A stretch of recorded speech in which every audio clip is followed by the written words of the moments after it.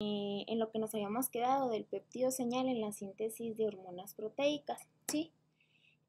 Ya habíamos mencionado que en la síntesis de hormonas proteicas primero se sintetiza un segmento de aproximadamente 10 o 15 residuos de aminoácidos.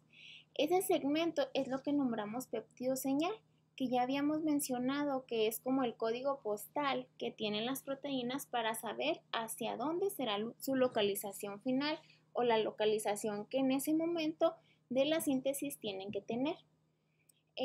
Las proteínas que se encuentran dentro de la célula normalmente, pues se pueden dirigir a diferentes localizaciones finales. Una vez que se sintetizaron en un ribosoma, esos ribosomas se pueden localizar o en el citosol o bien en el retículo endoplásmico. Si se encuentran localizados en retículo endoplásmico, pues es lo que decimos que es un retículo endoplásmico rugoso. Las proteínas que se sintetizan en los ribosomas que se encuentran libres en el citoplasma normalmente tienen como destino o la mitocondria o el núcleo o bien los peroxisomas. Las proteínas que se sintetizan en retículo endoplásmico, una vez que terminan su procesamiento ahí, tienen que pasar al aparato de Golgi, en el cual se pueden dirigir ya hacia los lisosomas, hacia vesículas secretoras o bien hacia la superficie celular. ¿Cómo es que sabe la célula que esa proteína va hacia tal o cual lugar? Porque las proteínas pues van a tener péptidos señales, ¿verdad? Si tienen un péptido señal que se conoce como ese, pues van a ir hacia retículo endoplásmico. Si tienen una M, hacia la mitocondria. Si tienen una N, hacia el núcleo y así sucesivamente. Esos péptidos señales, ¿cuáles son? Por ejemplo, en el caso de ir hacia retículo endoplásmico, el péptido señal que tiene que tener la proteína es este, ¿sí? Cada una de las letras pues va a significar un residuo de aminoácido. Si nosotros recordamos, los aminoácidos se nombran con base en una letra, tienen un código de una letra de acuerdo al código de la IUPAC. La M pues será metionina, ¿sí? En el caso, por ejemplo, de la V es valina, ¿sí? La K es lisina y así dependiendo de cada una de las letras, pues es el aminoácido en cuestión. Les digo, en el caso del péptido señal S tiene esta secuencia de aminoácidos. Entonces, cuando se sintetiza esta secuencia de aminoácidos, pues entonces la proteína sabe que tiene que ir hacia el retículo endoplásmico. Estas porciones que tenemos aquí subrayadas, pues es una porción hidrofóbica, son residuos que tienen esa característica, que son hidrofóbicos, por lo tanto pueden interactuar con la membrana del retículo endoplásmico rugoso. En el caso del péptido señal M, el que va a la mitocondria, ¿cómo se ve la proteína que tiene que ir ahí? Porque tiene un inicio en el cual su péptido señal tiene esta secuencia de residuos de aminoácidos. En el caso de tener que ir hacia el núcleo, el péptido señal es este que se está mostrando aquí, tiene esa cantidad de residuos de aminoácidos, ¿sí? Entonces les digo, esta sección que está aquí subrayada pues es una sección hidrofóbica que le va a permitir unirse a la membrana del retículo endoplásmico. Luego, aquí pues tenemos esas mismas secuencias de péptido señal, nada más que pues vienen unas cuantas más, ¿no? Por ejemplo, aquí es cuál es el péptido señal que tiene que ir para la importación hacia el interior del retículo endoplásmico, tiene que tener esta secuencia de aminoácidos. Si nosotros nos fijamos aquí la secuencia de aminoácidos, el código de la nomenclatura, pues el código de 3 letras, el que se usa tradicionalmente, ¿no? Donde decimos que es metionina, serina, fenilalanina, valina, serina, leucina y todos los que vemos aquí. Luego, si el péptido señal indica que esa proteína tiene que retenerse en el interior del retículo endoplásmico, tiene que tener esta señal de aquí. Si sabemos que esa proteína debe de ir hacia mitocondria, su péptido señal debe de ser esta secuencia de residuos de aminoácidos. Si tiene que ir hacia el núcleo, tiene que ser esta. Si tiene que ir hacia los peroxisomas, debe de tener este péptido señal, ¿sí? También es importante mencionar que dependiendo de las características del residuo de aminoácido, pues es lo que les va a permitir que pueda interactuar ese péptido señal con el lugar hacia donde va dirigida esa proteína. Por ejemplo, los aminoácidos cargados positivamente, pues aquí nos están diciendo que están mostrados en rosa. Pues aquí sé que en rojo, pero pues yo lo veo rosa, ¿no? Los que están cargados negativamente se encuentran de color azul. Los que tienen regiones hidrofóbicas, pues son los que se van a mostrar en verde, que son los que les comentaba aquí, ¿verdad? Esta señal hidrofóbica. Bueno.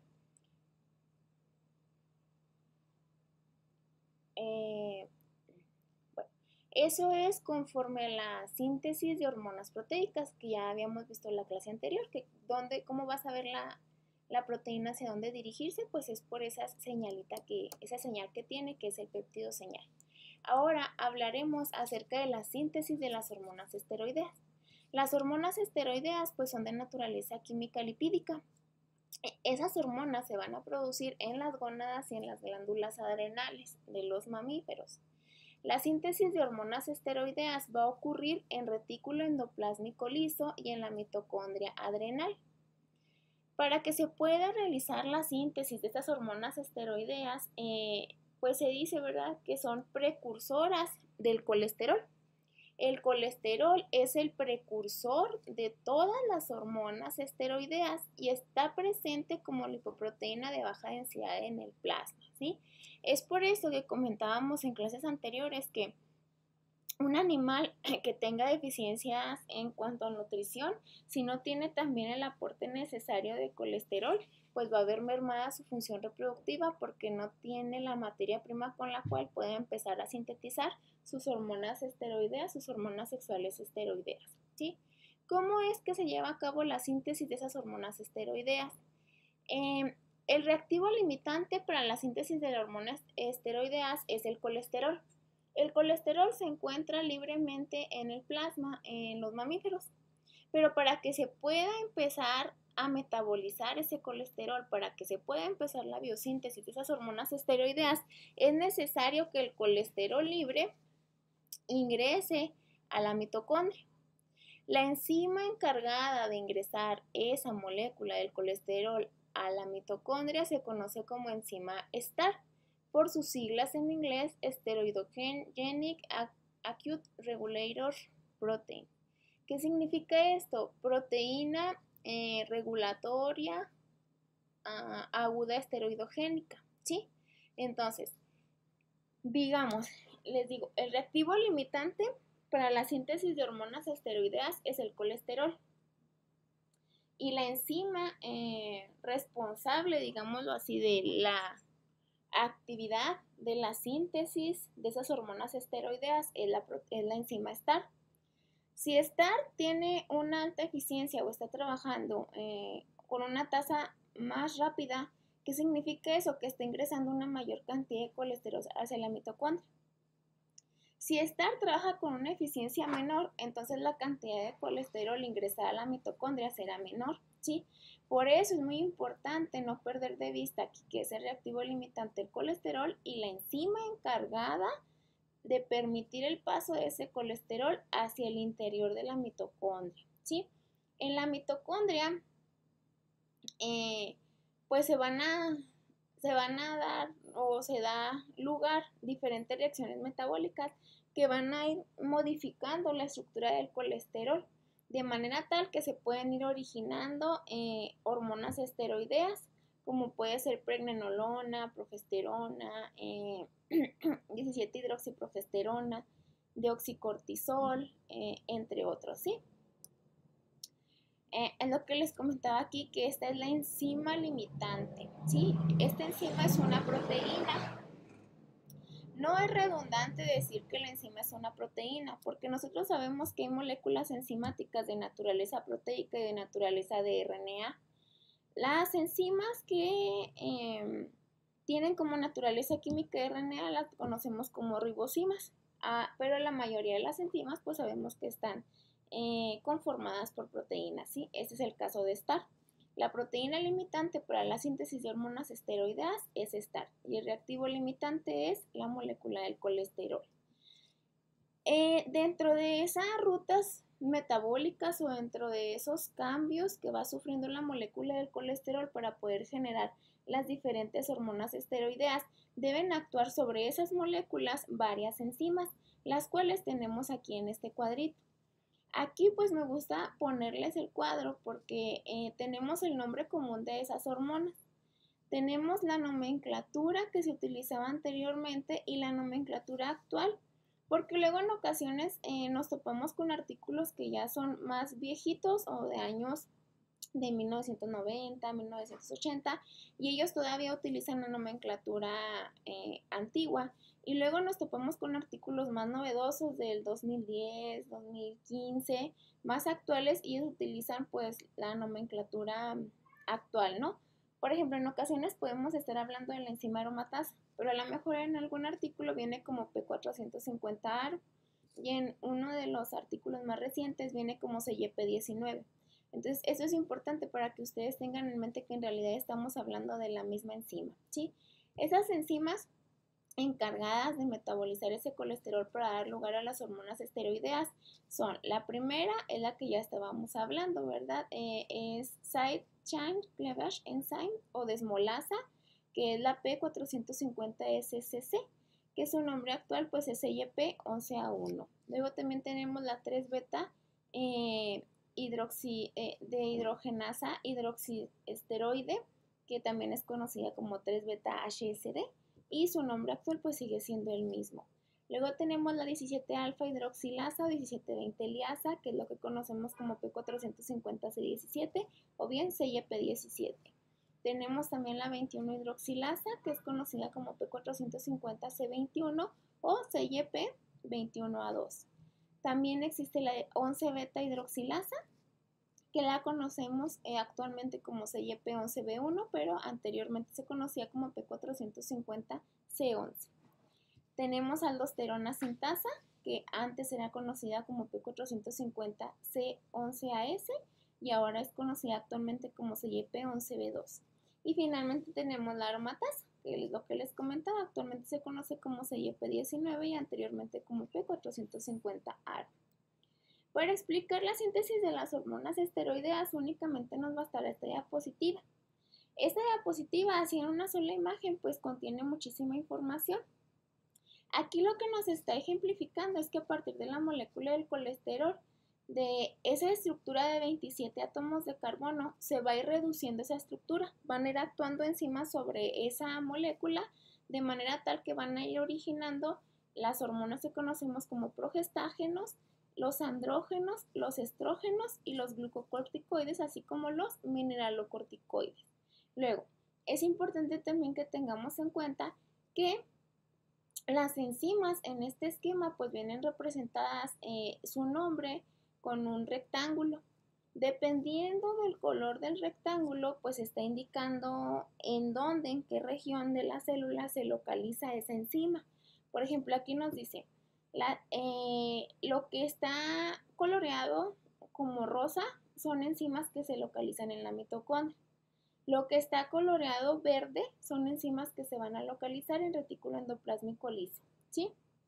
Luego, es importante aquí mencionar que los progestágenos son moléculas que contienen 21 carbonos y que son consecuencia del metabolismo del colesterol, que contenía 27 átomos de carbono, ¿sí? De la misma manera, los mineralocorticoides y los glucocorticoides son moléculas conformadas por 21 átomos de carbono, como en el caso de los progestágenos. Luego, si esos progestágenos se siguen metabolizando, nosotros podemos obtener andrógenos, los cuales son moléculas que contienen 19 átomos de carbono. A partir de esos andrógenos se pueden metabolizar mediante la enzima que conocemos como aromatasa, y de esa manera vamos a encontrar los estrógenos, que son moléculas conformadas de 18 átomos de carbono, ¿sí? Vamos a comenzar revisando este esquemita y vamos a ir viendo pues qué características tiene esta síntesis o biosíntesis de hormonas esteroideas. A partir del colesterol, les digo que se encuentra libre en el plasma circulando normalmente, es gracias a la enzima STAR, o conocida como colesterol side chain cleavage enzyme, que esta enzima va a poder introducir esa molécula del colesterol hacia el interior de la mitocondria, ¿sí? Entonces, esta enzima lo va a introducir, pero también va a ocasionar algunas alteraciones dentro de esta molécula del colesterol. Cuando actúa la enzima sobre el colesterol, vamos a obtener pregnenolona, que es esta molécula que tenemos aquí. Si se fijan, lo que sucedió fue que hubo un corte en esta región aproximadamente del colesterol. Se quitaron los residuos del carbono 22, 23, 24, 25, 26, 27 y nos queda únicamente esta molécula que tenemos aquí. Si sobre esta molécula actúa la enzima 17-alfa hidroxilasa, entonces nosotros vamos a tener a partir de la pregnenolona 17-alfa hidroxipregnenolona, ¿sí? Luego, si sobre estas dos moléculas actúa la enzima 3-beta hidroxiesteroide deshidrogenasa o 3-beta HSD, vamos a obtener la molécula de la progesterona. Y si sobre la progesterona actúa la 17-alfa hidroxilasa, obtendremos la 17-hidroxiprogesterona. Estas moléculas de aquí, pues ya como que nos suenan un poco más a reproducción, ¿no? La progesterona, pues va a ser producida por el cuerpo lúteo, así como por la placenta. Decimos que la progesterona es la hormona de la gestación, la que va a permitir la preñez en los bovinos, ¿sí? La que permite que las ondas foliculares, que permite que pues no haya más bien otra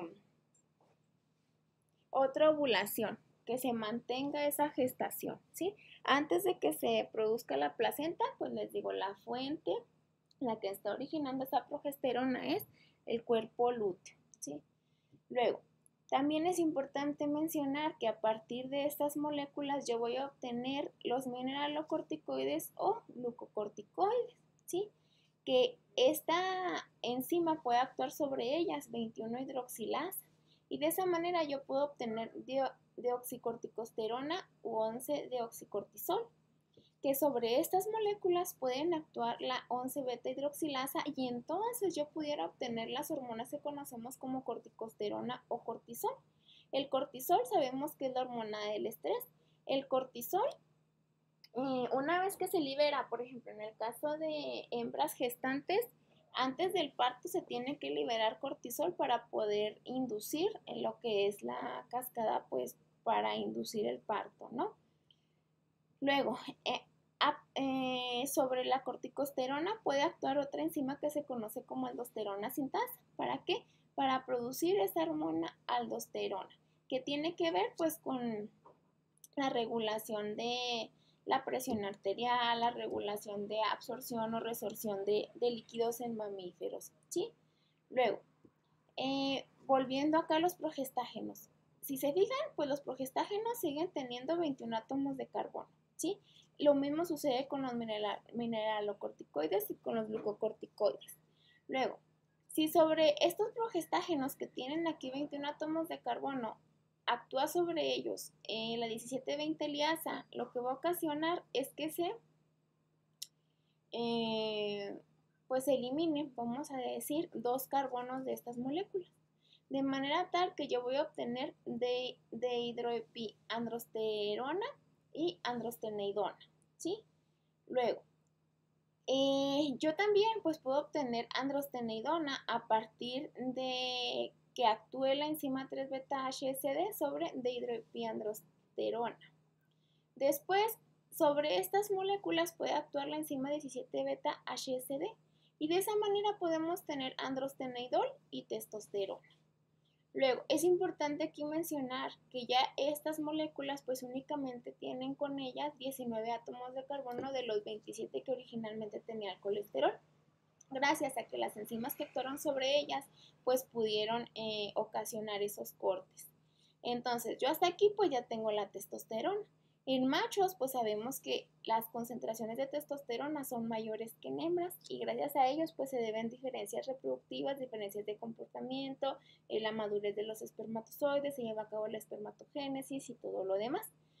Entonces, aquí también es importante mencionar que la forma activa de la testosterona es la dihidrotestosterona.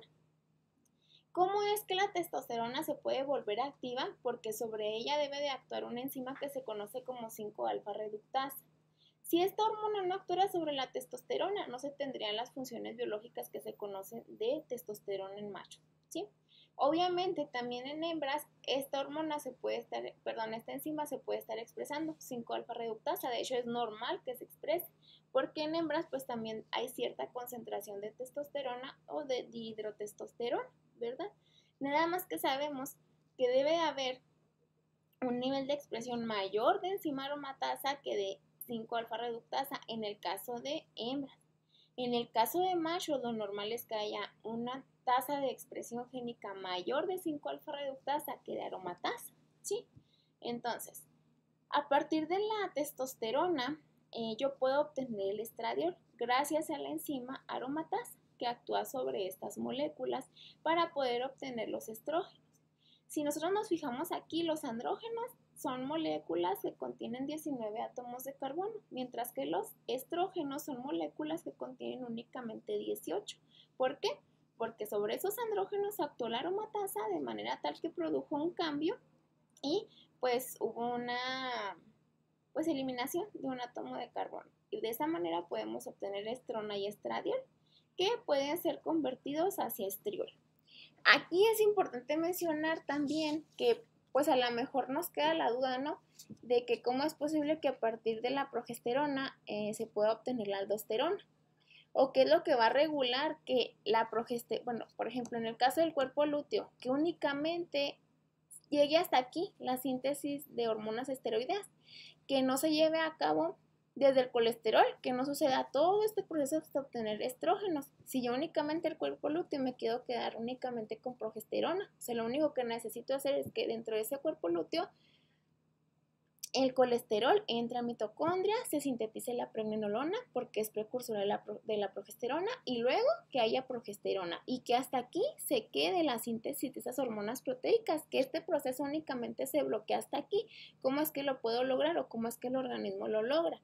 Pues bien, porque en el cuerpo lúteo únicamente se van a estar expresando las enzimas STAR y la 3-beta-HSD. ¿Sí? De esa manera, pues yo únicamente me aseguro que como solo va a haber esas enzimas, solo esas enzimas puedan actuar sobre esos sustratos y yo únicamente obtenga estos productos de aquí. Luego, si nos vamos a riñón, dices, bueno, yo quiero que en las glándulas adrenales se sintetice aldosterona. ¿Cómo es que el organismo se asegura de que en ese lugar únicamente se sintetice aldosterona?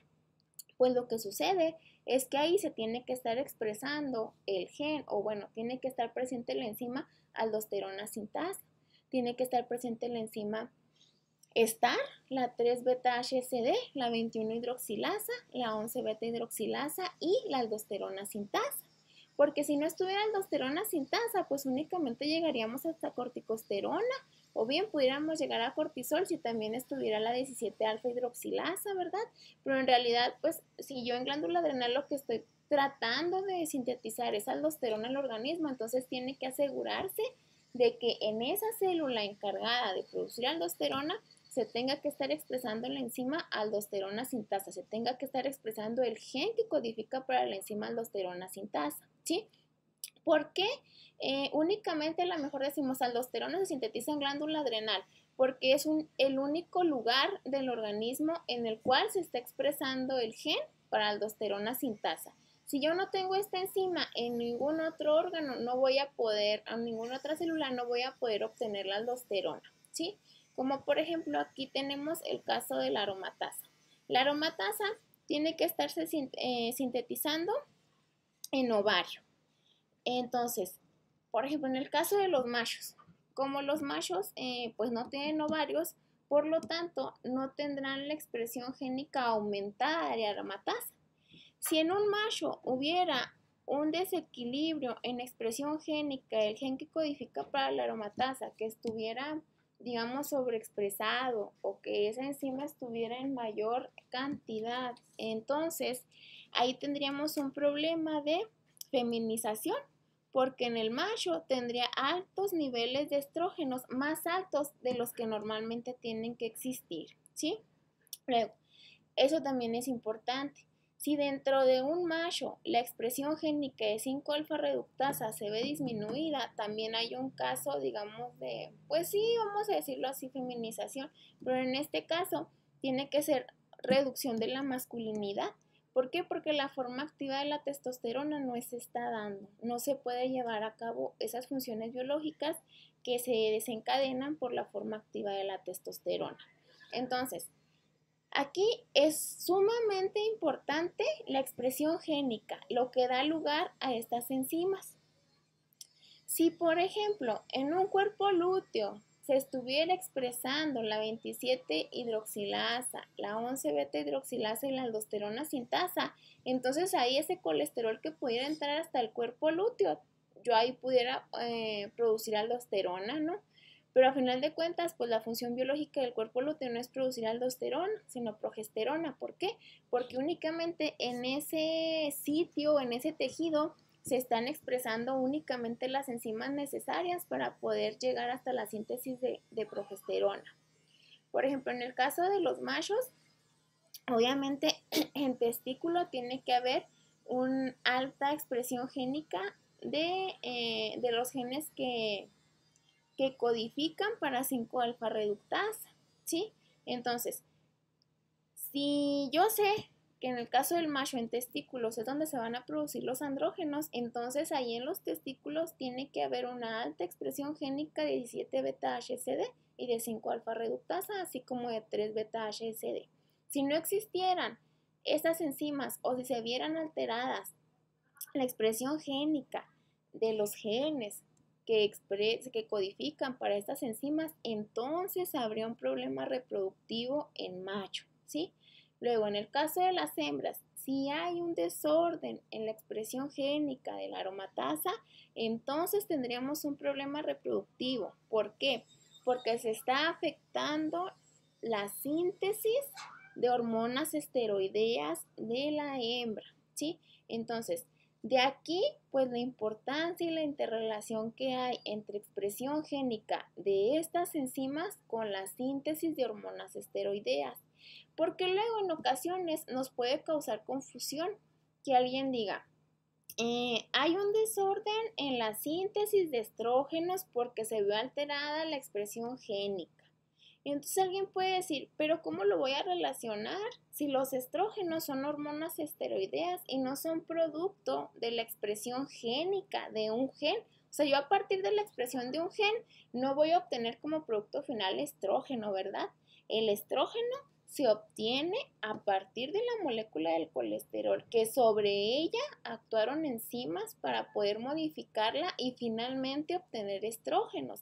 Sin embargo, sí puede suceder que haya alteraciones sobre la síntesis de hormonas esteroideas debido a alteraciones en la expresión génica, claro que sí, pero esa expresión génica tiene que afectar o tiene que verse afectada o estar relacionada con la síntesis de las enzimas que actúan sobre esas precursores de esas hormonas esteroideas, ¿sí? Les digo, por ejemplo, hay muchos estudios donde mencionan que hay humanos, hombres, que nacen con alguna alteración de la 5-alfa reductasa, ¿sí? Que hay un polimorfismo, que hay una mutación. Por lo tanto, la 5-alfa reductasa que ellos producen, esta enzima no es 100% funcional, por lo que se ven reducidos los niveles de hidroxitestosterona que tienen. Por lo tanto, se da como un caso de feminización, porque no tienen la suficiente cantidad de testosterona para poder cumplir sus funciones reproductivas o tener esos caracteres sexuales secundarios o tener ese comportamiento típico de los niveles de testosterona, ¿sí? Luego, en el caso de algún desorden también en la síntesis de estrógeno se puede deber a que se vea afectada la expresión génica de la aromatasa. Entonces, si esa expresión génica se ve disminuida en hembra de aromatasa, pues también va a haber una falla o un impedimento en la función reproductiva, ya que los niveles de estrógenos pues van a ser menores, entonces no se va a poder llevar a cabo el ciclo, pues si estamos hablando de mujeres, el ciclo menstrual, o si estamos hablando de animales, el ciclo estral, ¿verdad? No se pudiera llevar a cabo ese ciclo reproductivo y por lo tanto va a haber falla reproductiva, ¿sí? Entonces, perdón, aquí es lo que les mencionaba de los nombres de las hormonas anteriores, esto que decimos aquí, que es la desmolasa o la side chain cleavage enzyme, es lo que conocemos como STAR, ¿sí? Es esta de aquí, esta misma. Entonces, con esta explicación de la síntesis de hormonas esteroideas, quiero por favor que hagan una revisión de literatura. Que en esa revisión de literatura indiquen cómo las alteraciones en la expresión génica de las enzimas que participan en la síntesis de andrógenos y de estrógenos pueden alterar la función reproductiva en machos y en hembras en diferentes sistemas de producción pecuarios. Pueden ser bovinos, ovinos, caprinos, porcinos, aves, etc. ¿Sí? El documento debe seguir el formato que se indica en el archivo de guía para la estructura de tesis, tesina y disertación doctoral que aparece en la página de la facultad. Es decir, pues que tenga una portada, que contenga los datos que ahí indica que la portada debe tener, que tenga una introducción, una sección de introducción, que tenga pues su revisión de literatura, así ya tal cual ese apartado, pues con diferentes subtítulos, que contenga la sección de conclusión y de literatura citada, por favor. La fecha de entrega de esa revisión de literatura sería el martes 8 de septiembre, es decir, cuentan con una semana para poder realizar esa revisión de literatura.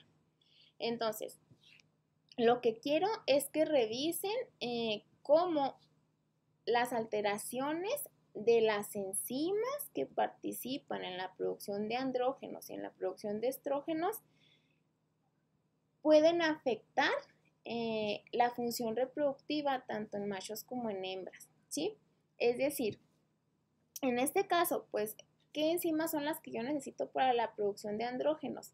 Vamos a saltarnos esto de que, pues, obviamente necesito tener 17 alfa hidroxilasa, 17-20 liasa, 21 hidroxilasa y esto de acá. Sí, eso lo vamos a brincar.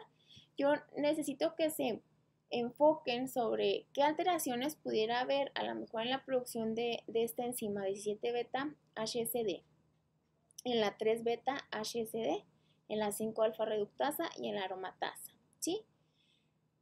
Bueno, también vamos a incluir la 17-20 liasa, porque la 17-20 liasa es la que pues va a dar origen a los andrógenos. Entonces, si hubiera una alteración en la 17-20 liasa, en la 3 beta HSD, en la 17 beta HSD, en la 5 alfa reductasa y en la aromatasa, ¿eso qué consecuencia traería en la función reproductiva de machos y de hembras? Por favor, es una revisión de literatura acerca de eso, cómo afecta la función reproductiva en sistemas de producción pecuarios, ¿sí? Luego, vamos a continuar con la síntesis de hormonas que decimos que son eicosanoides, ¿sí? Dentro de los eicosanoides vienen incluidas las prostaglandinas, las prostaciclinas, tromboxanos y leucotrienos. Estos eicosanoides se producen localmente dentro de las membranas celulares y tienen efectos tanto autócrinos como parácrinos, es decir, actúan sobre la misma célula que los produjo o bien actúan sobre células vecinas a las células que los produjo. Estos eicosanoides se sintetizan a partir de ácidos grasos de 20 carbonos, como es el ácido araquidónico, que es derivado de los lípidos de las membranas celulares. Es decir, a partir de las membranas celulares, de ese ácido araquidónico que tienen, se pueden obtener estos eicosanoides. Como ya me habías mencionado, Fabiola, que apenas llevas fisiología y endocrinología de la reproducción, tal vez no estés muy relacionada con la función de las prostaglandinas. En reproducción aplicada, se utiliza mucho la prostaglandina F2-alfa en el caso de bovinos. La prostaglandina F2-alfa tiene como función la regresión del cuerpo lúteo, es decir, tiene como consecuencia, como regresa el cuerpo, su función es la regresión del cuerpo lúteo. Entonces, si el cuerpo lúteo producía progesterona, una prostaglandina 2-alfa lo que te hace es que disminuye la cantidad de progesterona que tiene ese cuerpo lúteo o ese organismo, ¿sí? Entonces su función es regresión del cuerpo lúteo. Se utiliza mucho la prostaglandina F2-alfa cuando uno quiere sincronizar a los animales para que todos entren en celo y luego después los sometes a un protocolo de inseminación, ¿sí? O sea, si tú quieres inseminar, un hato pues sí, de cierta cantidad de animales. Entonces, tú tienes que asegurarte pues de que estén como sincronizados para poder hacer un mejor manejo y que sea más fácil de ese hato. Entonces, las prostaglandinas F2 alfa se van a utilizar como para reiniciar el ciclo estral y que todas estén en la misma fase del ciclo. Para poder administrar o iniciar un protocolo de sincronización para hacer esto de inseminación artificial, lo que uno como productor está buscando pues es que sus vacas se preñen, ¿verdad? Entonces, el primer paso pues que se tiene que hacer es palpar un diagnóstico de gestación en bovinos.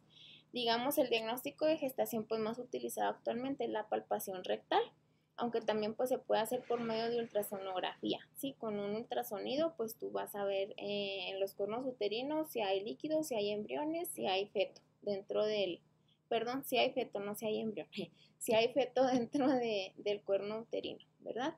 Entonces, lo primero que se va a hacer es el diagnóstico de gestación. Si detectan a una hembra que ya esté gestante, entonces no tiene caso como que se trabaje para inseminación artificial, porque te digo, el propósito es gestar a la hembra.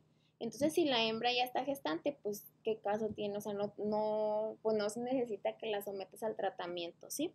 Es muy importante hacer diagnóstico de gestación antes de comenzar un tratamiento para sincronización.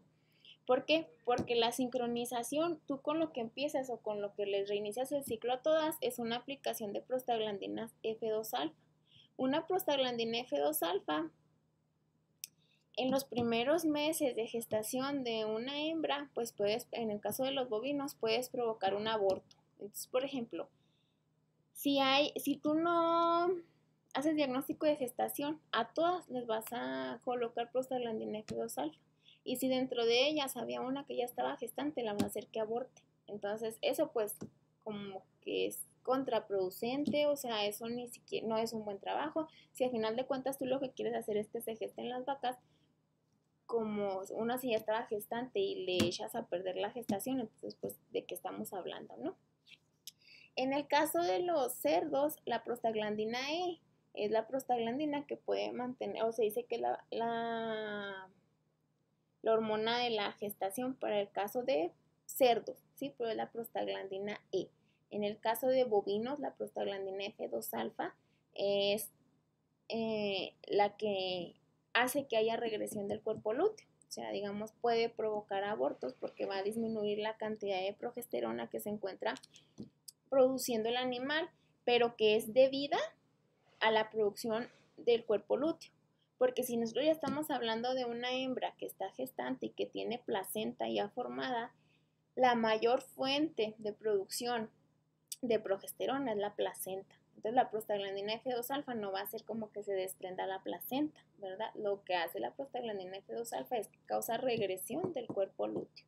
Durante los primeros meses de gestación, la gestación se ve mantenida por los altos niveles de progesterona que produce el cuerpo lúteo, porque todavía no se ha formado la placenta.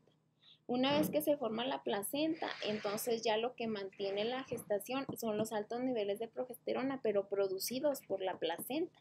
Entonces ahí ya pudiéramos decir que a lo mejor una hembra de 6 meses de gestación o 7, aunque le inyecten prostaglandina F2 alfa, pues en ella no va a tener un efecto como de aborto, porque lo que hiciste fue haber hecho regresionar el cuerpo lúteo, pero ella sigue manteniendo la gestación por los altos niveles de progesterona producidos por la placenta.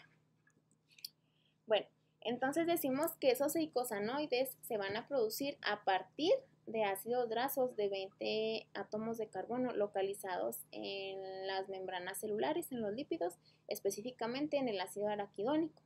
Es decir, aquí pues a partir de ese ácido araquidónico que está asociado con los fosfolípidos de las membranas celulares, puede actuar la enzima que conocemos como fosfolipasa A2.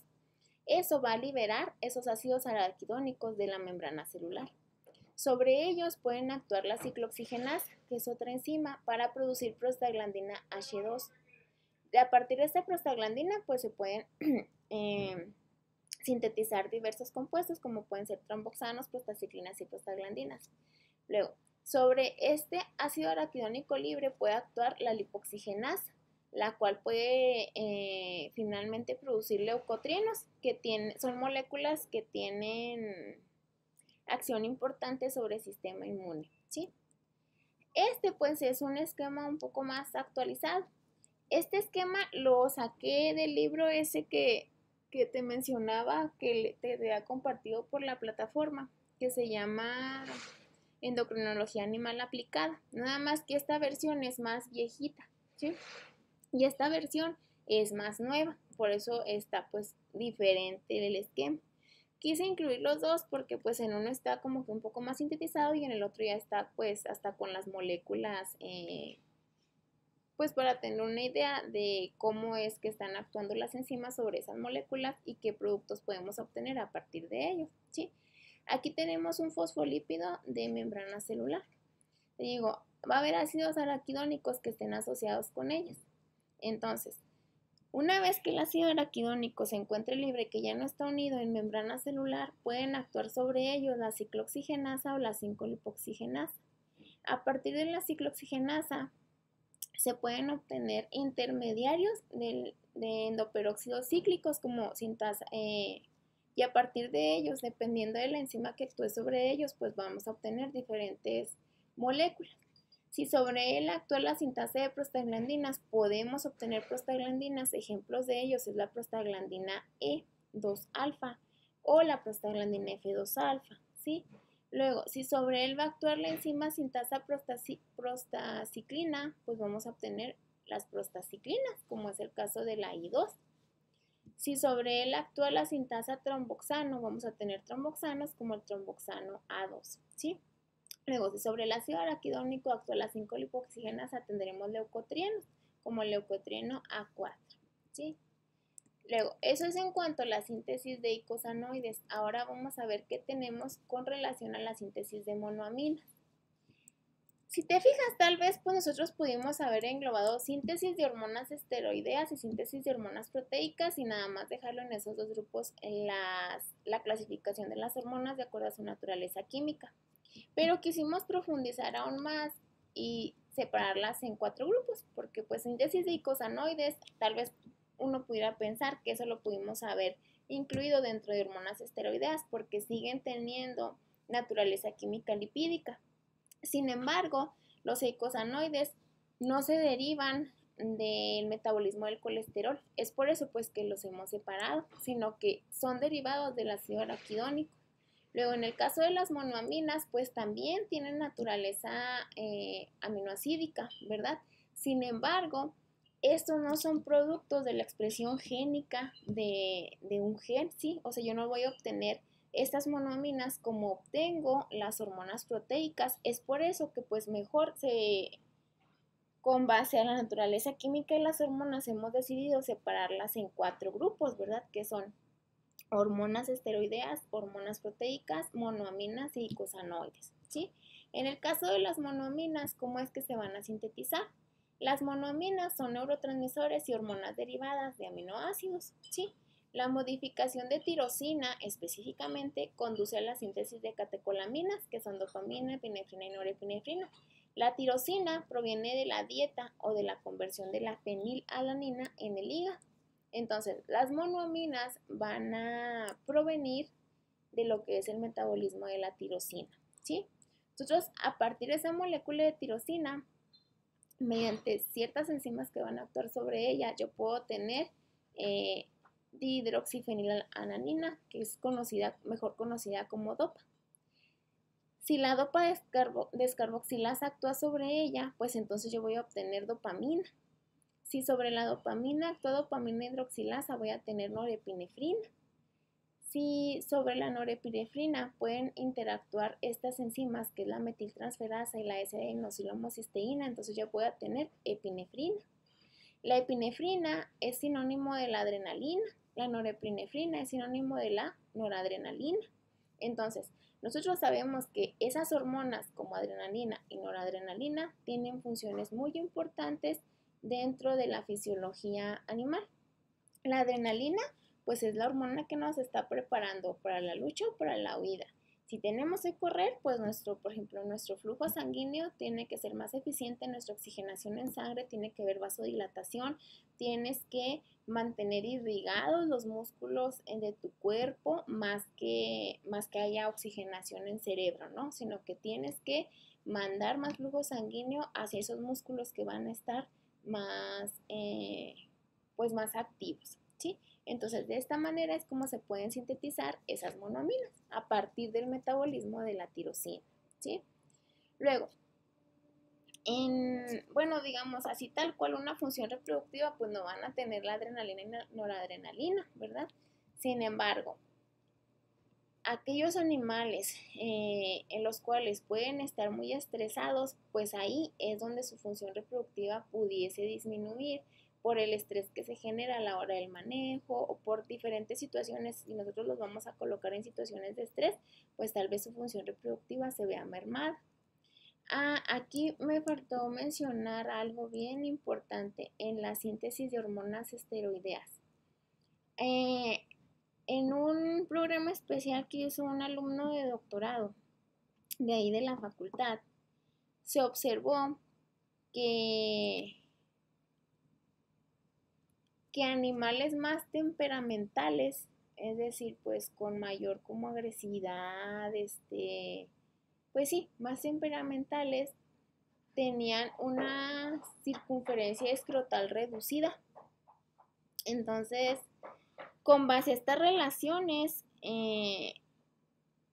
pues uno empieza como que a deducir o a buscar explicaciones fisiológicas de a qué se pueda deber eso, ¿no?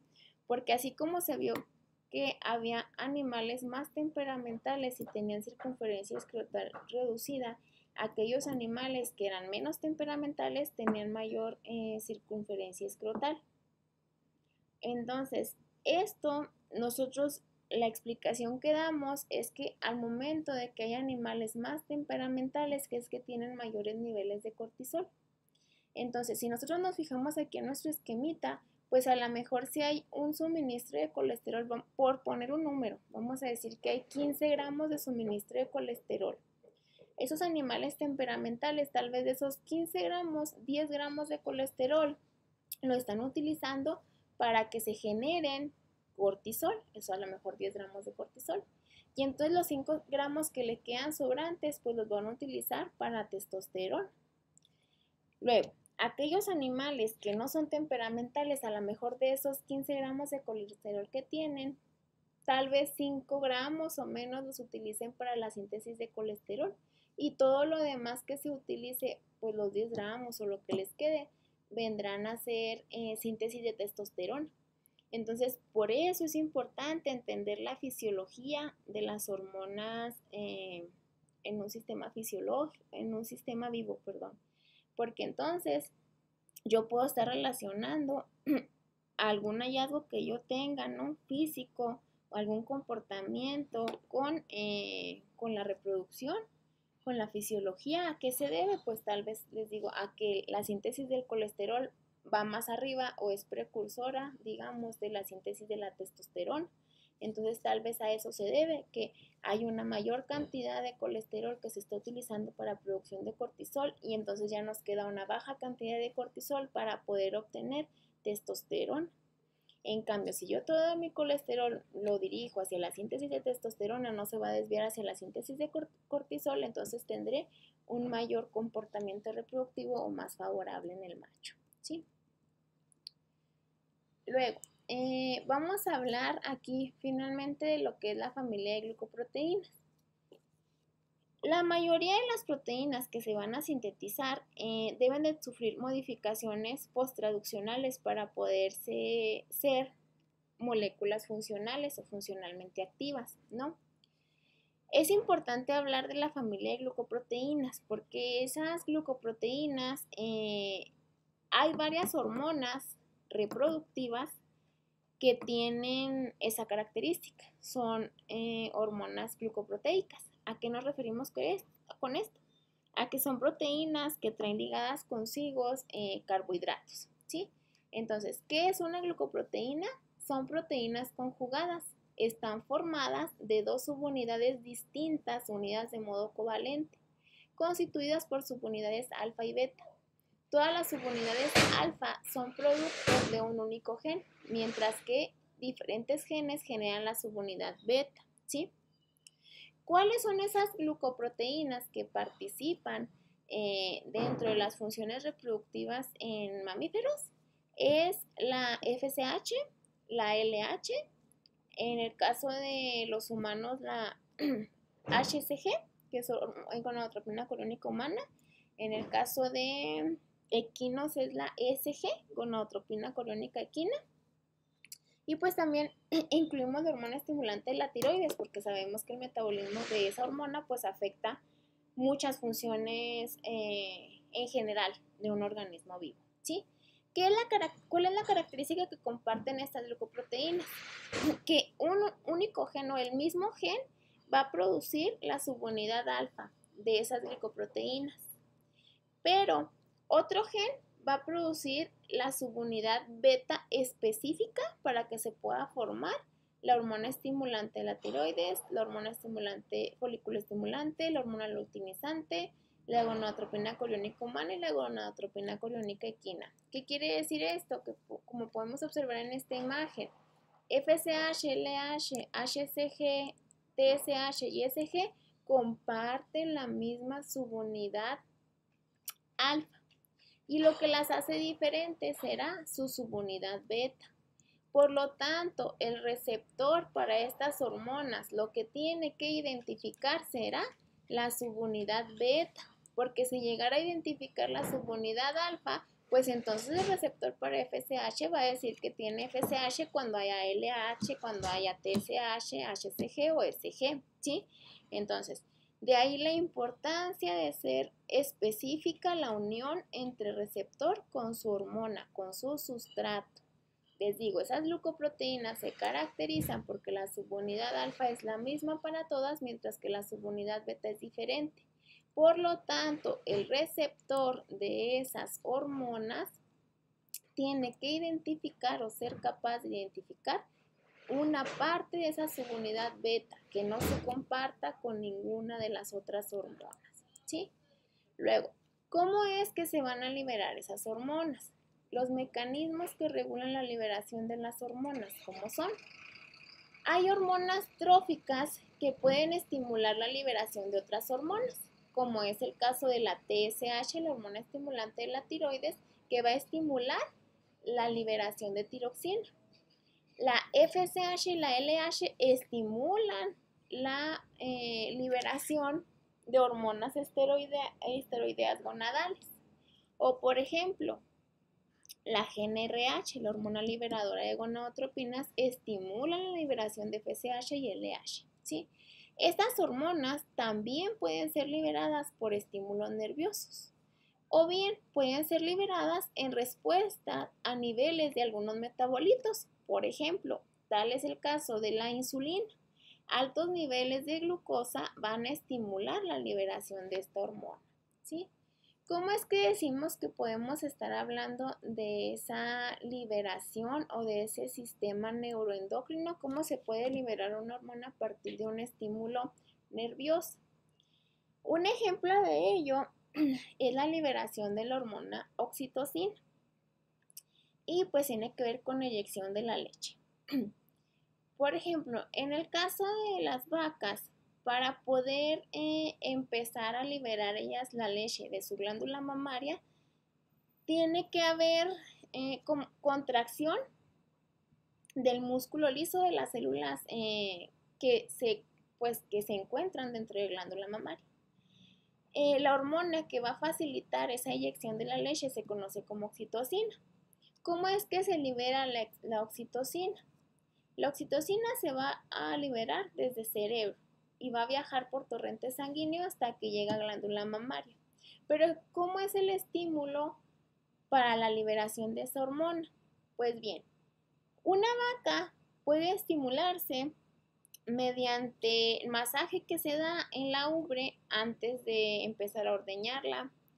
Puede estimularse porque está oyendo el ruido de las máquinas cuando se va a hacer la hora de la ordeña. O bien puede estimularse por ver a su becerro, o puede estimularse porque el becerro empieza a succionar los pezones de la glándula mamaria. Entonces, esos estímulos provocan un estímulo nervioso, el cual va a viajar en el sistema nervioso central, va a desembocar en el cerebro. Y eso va a ocasionar que la oxitocina llegue hacia la glándula mamaria y estimule la contracción de esas células de músculo liso y facilite la eyección de la leche, ¿sí? Bueno, pues esto ya habíamos hablado un poquito del mecanismo de entrega hormonal, ¿no? Ya decíamos que aquellas hormonas que tienen naturaleza proteica van a salir por medio de una vesícula hacia el flujo sanguíneo, ¿sí? Y que ellas pues pueden fácilmente viajar a través de la sangre porque tienen naturaleza hidrofílica. Sin embargo, cuando estamos hablando de la producción de una hormona esteroidea, esa hormona esteroidea, pues ¿cómo sale de la célula?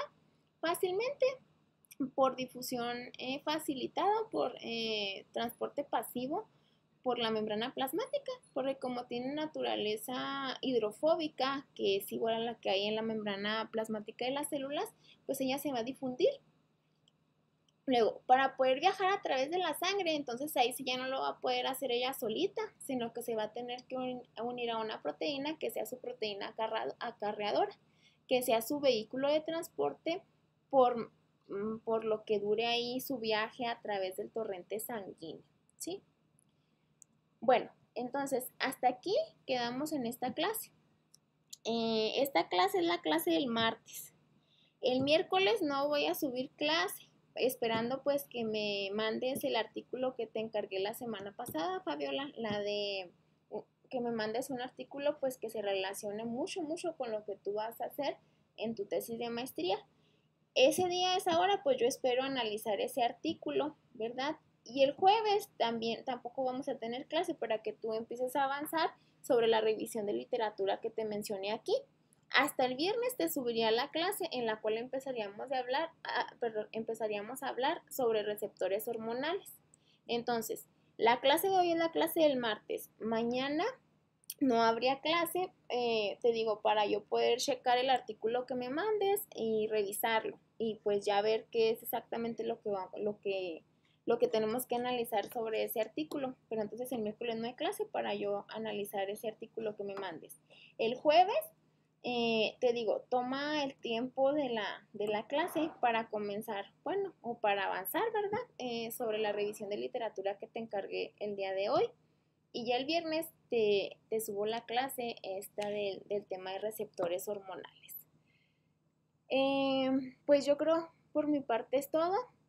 No sé si tengas alguna duda o alguna pregunta, lo que quisieras comentar. Estamos en contacto por correo o pues por el celular. Espero que ya puedas acceder a la plataforma porque pues ahí es donde tenemos casi todo el material de la clase. Sin más, pues me despido y que tengas bonita tarde.